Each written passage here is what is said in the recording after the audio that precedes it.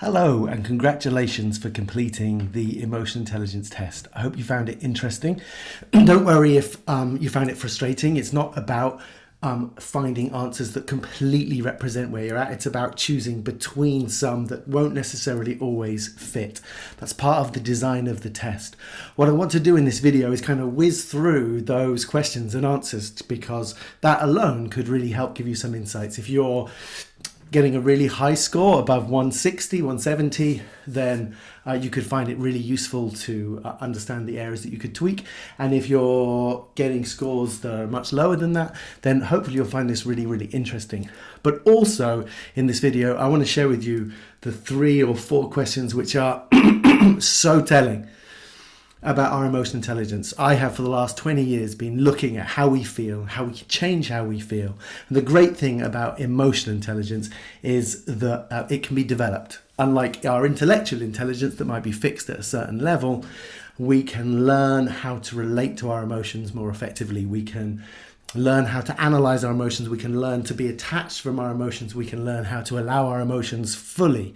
And all of those skills and all of those tools also enable us to be able to find those times in our past and those pockets in our psychology where we're holding on to beliefs, thoughts, feelings that are taking us out of alignment, that will then be driving all sorts of dysfunctional behaviors in our relationships and at work. And in life in general.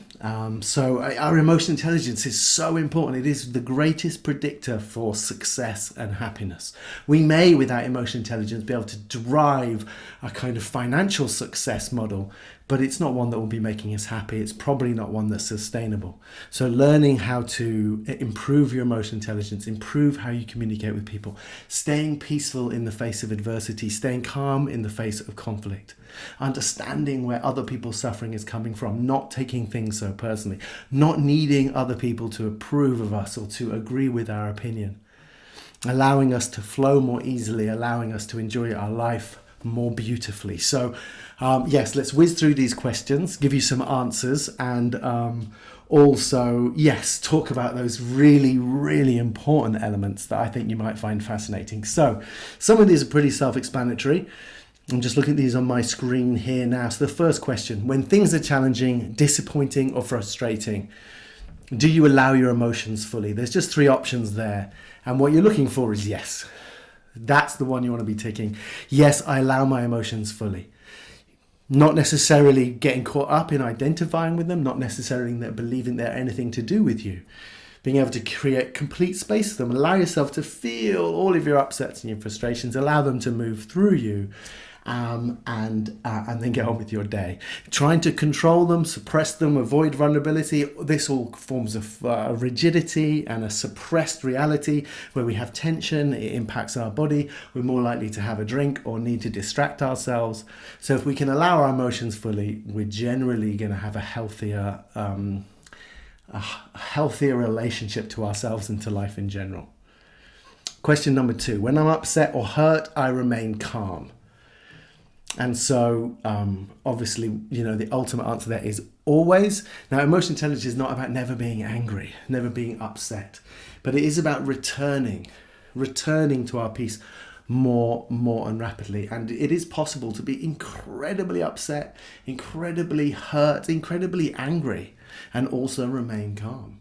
So that we feel anger is not about, it's healthy to feel anger. Anger is usually an indicator that one of our boundaries is being just transgressed, we're not being respected, or we're being threatened. And so anger is a really beautiful and important internal signifier, but it doesn't give us justification to lash out at people and be angry with other people. It's an internal warning system. And the more emotionally intelligent we become, we notice the anger is there, we're able to understand where it's coming from, we understand what our needs are, and we're able to communicate calmly and appropriately. And that is one of the, it's the super skills of being emotionally intelligent. Which speaks to the next question. When I'm angry, I never say unfair or untrue things to hurt others. When we're upset, it is common when we lack emotional intelligence to be able to separate our stress and our anger response to one which is then becomes a hateful response.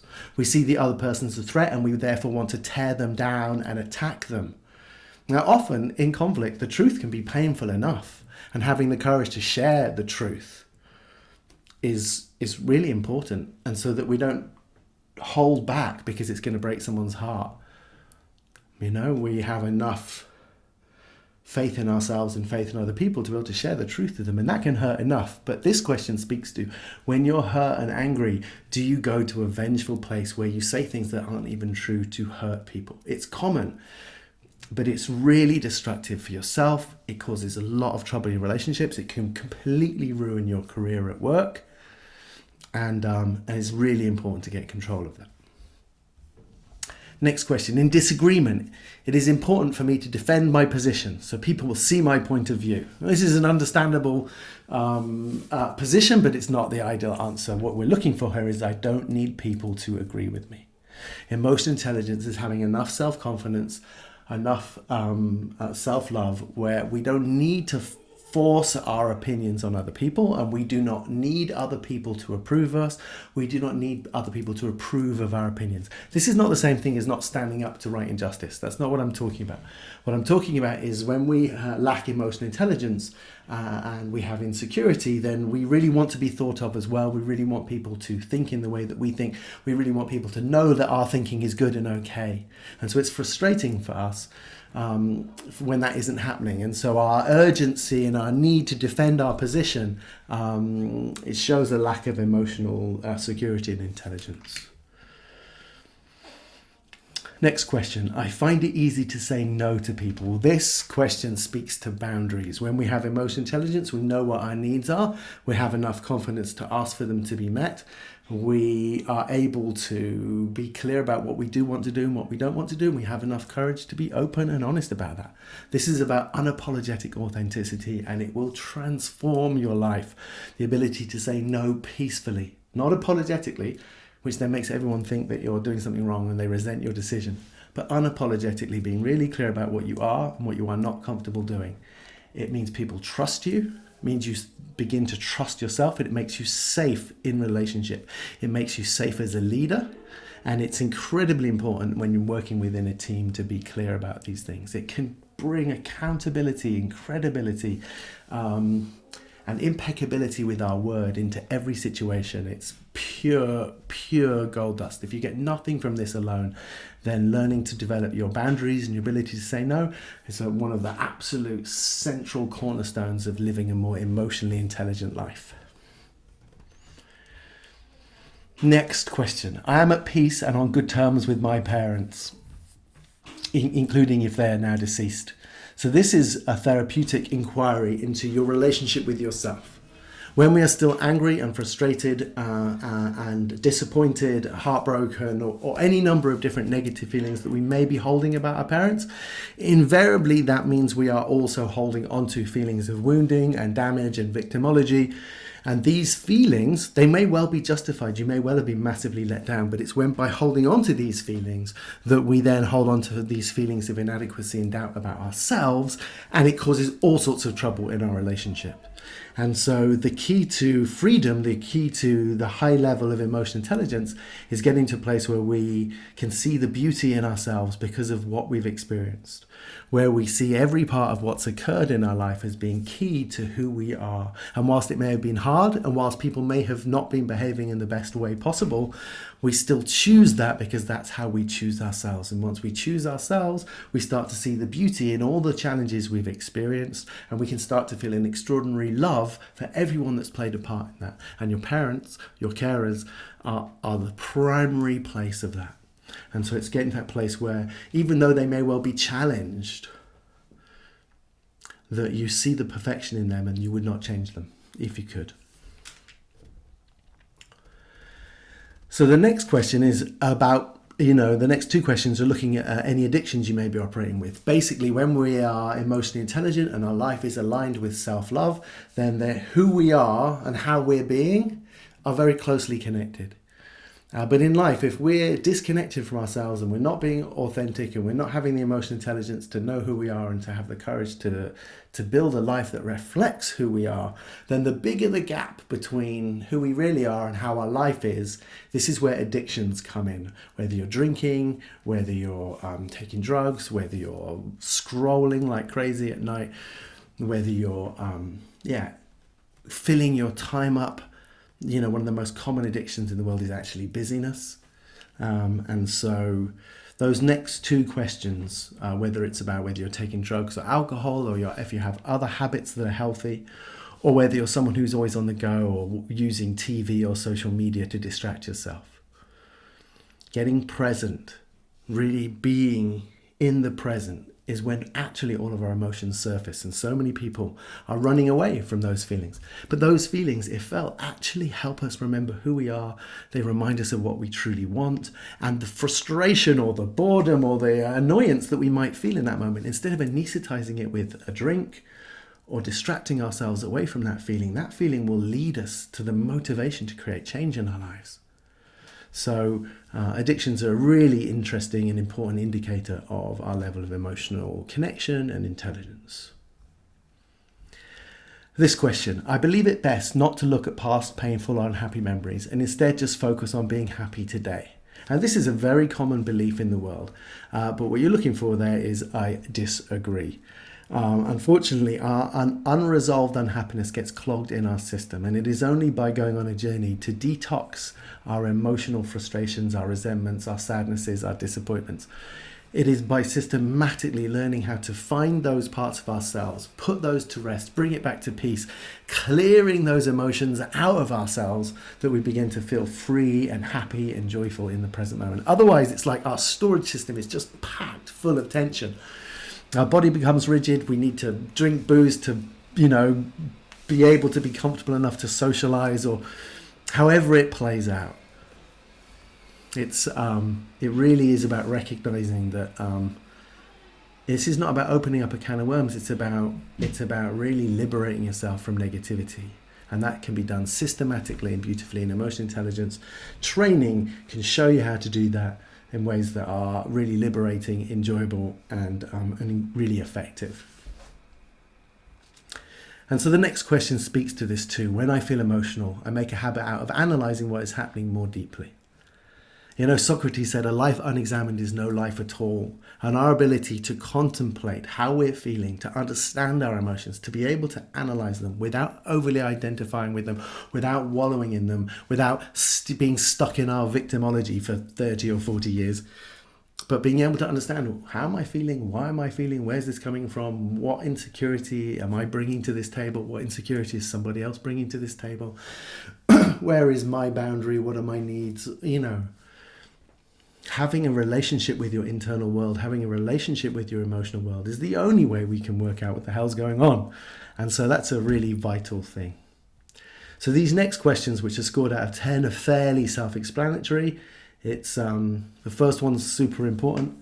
It's about being responsible for how you feel. This is recognizing that it's not about how you're being treated or what anyone else is doing or whether you get the girl or get the house or get the job.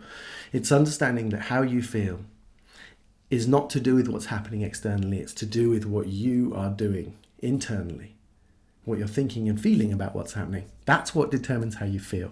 This is the absolute crux of therapy, the absolute crux of emotional intelligence. It's not what's happening, it's what you think and feel about what's happening that is determining your experience of life.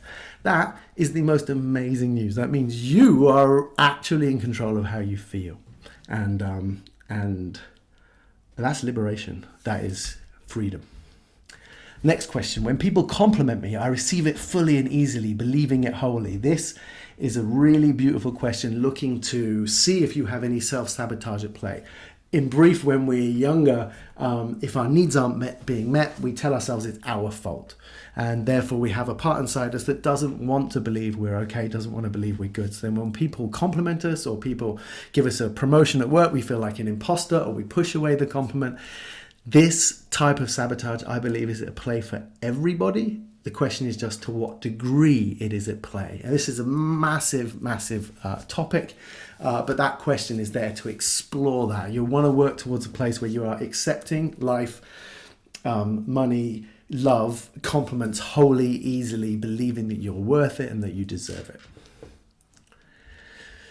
Next question. I love myself, and this is clear from how I look after myself. So this is a double part question. Do you love yourself? Because emotional intelligence teaches you that everyone's deserving of love, and you've gone on a journey to be able to come to terms with who you are and how life is, and to find love for yourself and others through that. And of course, that's not real if it is not reflected in your self-care regimes, how you look after yourself, how you exercise, how you eat, how you wash yourself or tend to your body. It's a two-part question because those things go hand in hand. And so the next question, I am grateful for everything that has ever happened to me. Now this just seems like, a fairly innocent question in the middle of the mix. The truth is, and there's about 5 or 6 questions afterwards. The truth is, this is the most important. This is the most important of all of the questions.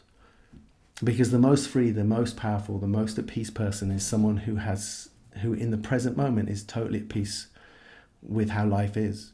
But we cannot be totally at peace with how life is if we're not at peace with who we are, because we're in that present moment. And we cannot be 100% at peace with who we are unless we are at peace with everything that has ever happened to us. That doesn't mean we're pretending it was okay. That doesn't mean we're dismissing various atrocities or tragedies or traumatic or abusive moments as being okay. But it means that we have come to peace with what that has meant for us and who that's made us, and how that puts us in an incredibly unique position to bring something beautiful to the world. That question is the most important one. And again, it's a big subject, it's a big topic. And for those of you that are interested in going deeper into emotional intelligence, I am running an emotional intelligence masterclass. And I'm so excited to share with you the techniques that enable you to be able to find those moments that we're not grateful for, that we still feel bad, and recognize that whilst we hold on to that resistance, it limits us. It holds us back. And those feelings and those ideas and the beliefs we tell ourselves to make sense of that, like we're not worth it, or it's normal we'll be let down, or people won't be there for us, these hugely limit the joy we can feel, the abundance we can experience in love and in money and in life. And so it's a massive topic, and that's what the emotional masterclass is all about. These really big pieces here about understanding to choose your parents as they are, to choose everything that's happened to you, and to be open to receiving. And so the next question is about, just marking whether you feel anxious or depressed. I might have some bad moments, but they don't knock me out for a week or a month now. I'm able to turn things around, and that's not by denying the emotions or pushing them away. It's about being able to work through them quickly.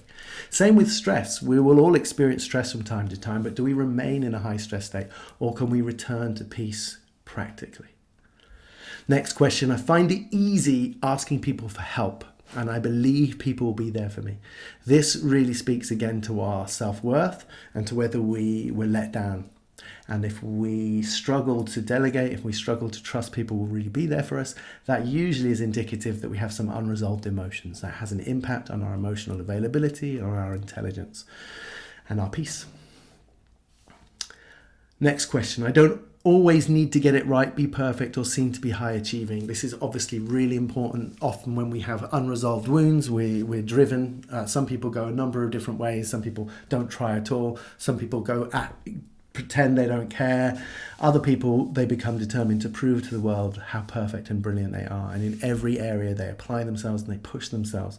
And there's brilliance in that, but not much love, or not enough love. Enough love would say sometimes it's okay to get a B, sometimes it's okay to get a C, sometimes it's okay to be seen as average, not needing to be special, not needing to prove anything to anybody, and being motivated to apply ourselves to bring out the best in us whilst really unconditionally loving ourselves no matter what the outcome. And so the last two, simply, I'm happy with who I am. If you say yes to that, it's likely that you're going to be operating with good emotional intelligence. And if we are emotionally intelligent, then we've usually understood what needs to happen in order for us to build a life that we love. And that doesn't mean, you're jumping around on super yachts all day long. It's about having enough love for yourself, that you love your life no matter what your life looks like externally. And so those are a quick run through of all those questions. So yes, you could go through now and cheat on the test, but don't do that. This is a test that's designed not just to give you an idea of where you are, but it's also designed to inspire you. So if I might be having an argument with my partner and I'm tempted to be mean, I'll remember, hold on, I want to get my score good on my test, and it will actually hopefully motivate you to be more emotionally intelligent when it really counts and when it matters. Plus, if you did this with your friends or your partners, be aware that you should probably take 10% off your score, because people are deluded about how awesome they are.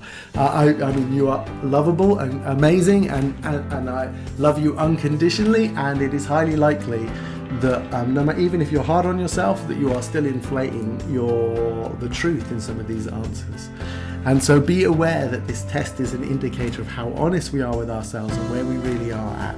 And don't use this to beat yourself up if you got a low score, and don't use this to become arrogant if you got a high score. Use it to motivate you. But what I'm really excited to do is to invite you. It's a free masterclass where I will be going into much greater detail about the 2 techniques that you can use to find those parts of ourselves, to go back in time, to find those moments when we lost connection to ourselves, when we got into self-doubt, when we got into self-sabotage, when we stopped believing we deserved it. That ability to receive confidence, that ability to be abundant in love and in life and finances, are all underpinned by the unresolved trauma. And the high point of emotional intelligence is having the tools to be able to find those moments, scoop up that young version of you, rewrite the beliefs that we told ourselves at the time, and bring ourselves back home to a place of love where we can be boundaried, where we can be calm in the face of adversity. This is the real crux of what enables us to then get to a place where we get to be amazing, not in spite of our past, but precisely because of it. We become more beautiful, more empathic, greater leaders, more inspiring, more resilient, and more compassionate. Emotional intelligence is the greatest predictor for a happy life. And so I'd love this opportunity. Do register for the masterclass. If you can't make the time of the masterclass, still register anyway, because then we'll send you the recording afterwards. It will be packed full of tools and techniques. Plus, you'll also get free resources afterwards so that you can continue doing this beautiful work on yourselves. And so I just, I hope you've enjoyed the test. Do please share it with people. It's a good conversation starter. It's valuable for us to bring in awareness to our work at the FreeMind Project to raise emotional intelligence in the world. So thank you so much, and hopefully see you on the masterclass.